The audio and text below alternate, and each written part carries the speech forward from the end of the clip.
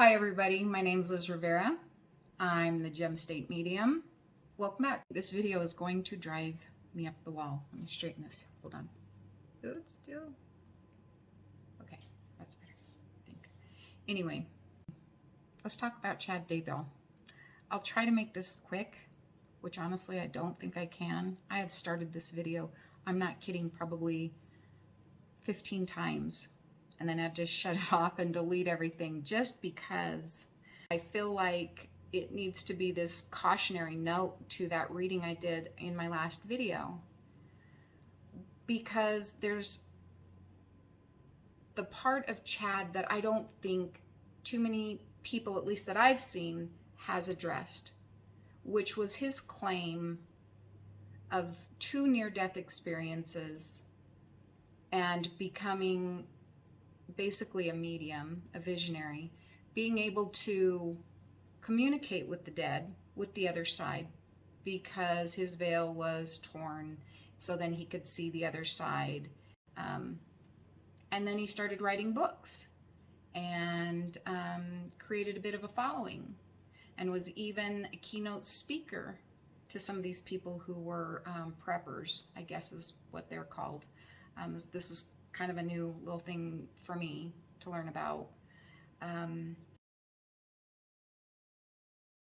He was a wolf in sheep's clothing, very mild-mannered, almost nerdy looking, no offense, but you know, the dress pants with the, you know, the socks and sandals, and you know, you live in Idaho, small town, you know, it would be appealing to have that fame and notoriety and people following and to get the pretty girl, stuff like that.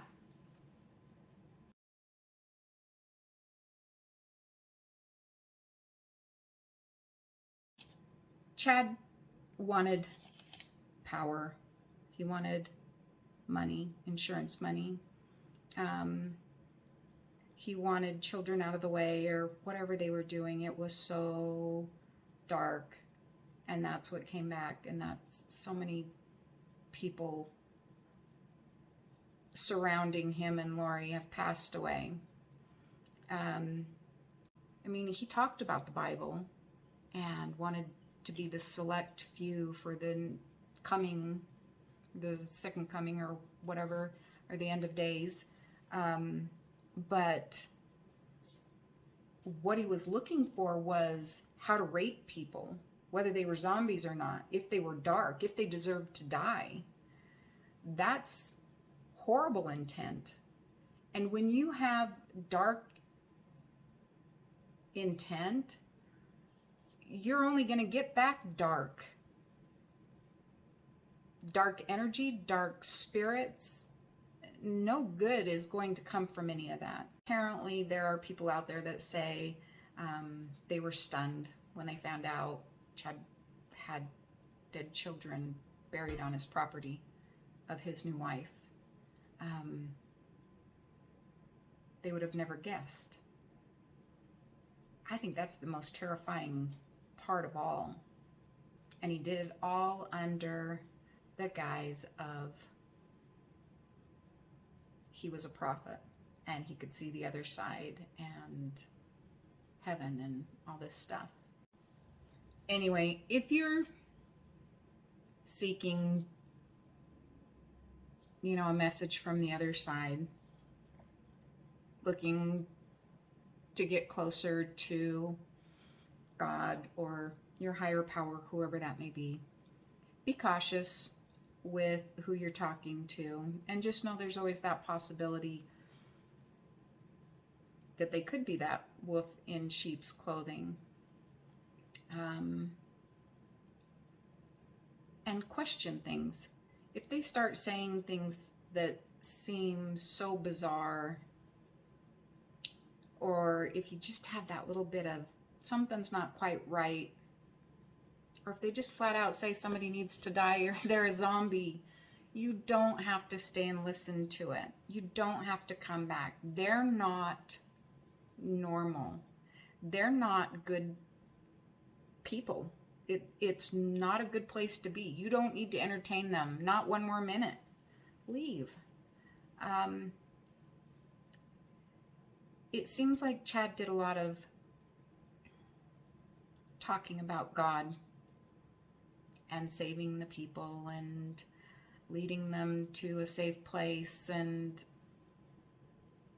all those niceties. But his actions were completely opposite. That's what I want everybody to know.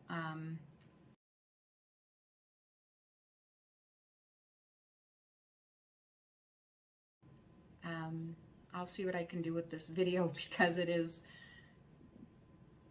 just a rambling mess and I was not real sure what exactly to say other than nobody's really talking about the fact that Chad was saying he was a psychic medium, a visionary, somebody who could see the other side.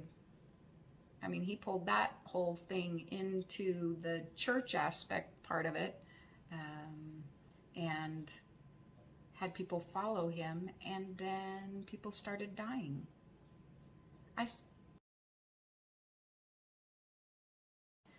Just doing the video that I just put out, and thinking about, I need to say something about Chad Daybell and what he was doing and saying he was a medium and stuff.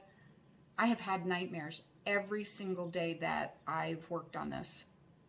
Looked up his stuff just to see if, what exactly did he say he could do, things like that. I have had nightmares, and then I'd go back to sleep and have another nightmare and couldn't remember them all, but, and not as intense as the one I had when I saw through Tylee's eyes, but scary enough that it would wake me up, and then I'd go back to sleep, and then I'd have another nightmare, and then, so I don't know what it is, just that the evilness behind Chad and Lori give me nightmares. And that's honestly a first.